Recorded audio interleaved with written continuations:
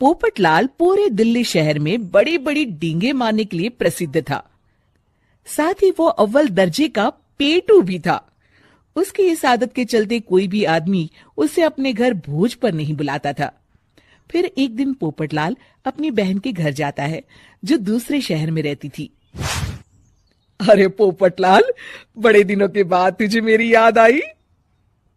My dear बहना, तू तो जानती है मैं अपने कारोबार में कितना व्यस्त रहता हूँ। हाँ, तेरी बात भी सही है। अब आया है तो कुछ दिन ठहर के जाना। अरे दीदी, ये भी कोई कहने की बात है। श्यामा देवी पोपटलाल को रहने के लिए एक कमरा दे देती है। अगली सुबह पोपटलाल जोर जोर से गरारे करना शुरू कर देता है। नकुल की पत्नी नींद से जाग जाती है और घबराकर अपने पति नकुल को जगाती है। अरे उठिए, लगता है हमारे घर में कोई जानवर घुस आया है। कैसी अजीब अजीब आवाजें निकाल रहा है, मुझे तो बड़ा डर लग रहा है। अरे कोई जानवर नहीं है भाग्यवान, पोपटलाल मामा जी हैं, अपना गला साफ कर रहे हैं। इतनी सुबह सुबह? अभी तो सिर्फ 4 बजे हैं। मामा जी इसी तरह से जल्दी उठ जाते हैं। अच्छा, ठीक है। नकुल की पत्नी जैसे ही सोने लगती है और जल्दी नाश्ता भी करते हैं। क्या मतलब? मुझे अभी उठ के उनके लिए चाय नाश्ता बनाना पड़ेगा? हाँ। अरे मर गई रे, अब मेरा क्या होगा?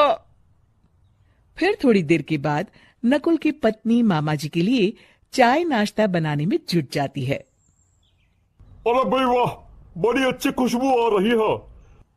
बहू, जो भी बना रही हो फटाफट ले आओ, जोरों की भूख लगी है। हाँ मामा जी, अभी लाती हूँ। देखते ही देखते पोपटलाल सारा नाश्ता चट कर जाता है। बहू, कल से पराठे में देसी घी ज्यादा डालना, आज कुछ मजा नहीं आया। हे भगवान, इसका नाम तो पेटू लाल होना चाहिए था। पूरे 10 लोगों का नाश्ता अकेले हजम करने के बाद भी इन्हें मजा नहीं आया। इस तरह रोज पोपटलाल सुबह सुबह घर के सभी लोगों को नींद से बेवक्त जगा देता था और हमेशा खाने की उल्टी सीधी फरमाइश करते रहता था। देखते ही देखते गुप्ता परिवार की दिनचर्या अस्त व्यस्त हो जाती है। अरे भाई, खाने का असली मजा तो इस घर में है। अरे माँ, ये पोपटलाल मामा यहाँ और कितने दिन रुकेंगे? ये अकेले इतना खाना खा जाते हैं कि आज राशन वाला मुझसे पूछ रहा था कि अरे भाई, क्या आप लोगों ने घर में हाथी पाल लिया है? अरे बेटा, अब घर के मेहमान को कोई सीधे मुंह कैसे निकाल सकता है? माँ जी, अब बर्दाश्त की इंतहा हो गई है। मैं अकेले इतना काम नहीं कर सकती।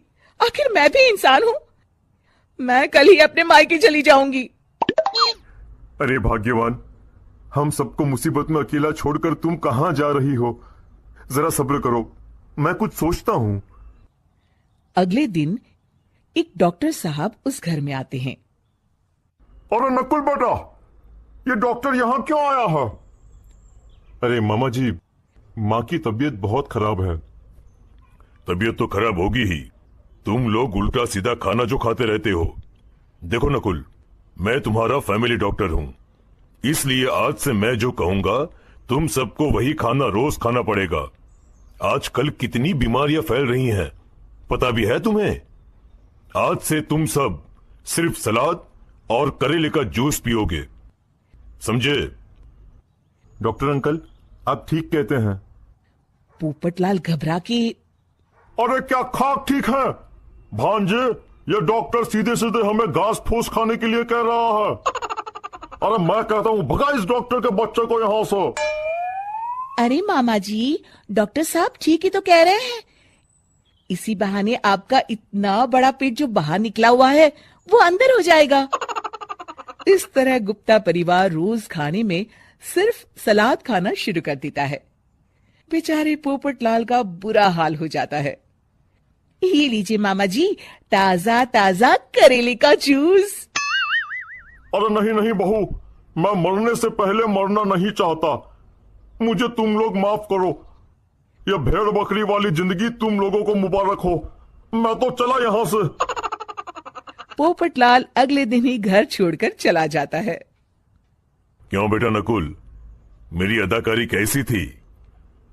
मजा आ गया डॉक्टर। आपने तो बॉलीवुड के कलाकारों को भी मात कर दिया। आपको तो ऑस्कर मिलना चाहिए। बेटा ये थोड़ा ज्यादा हो गया।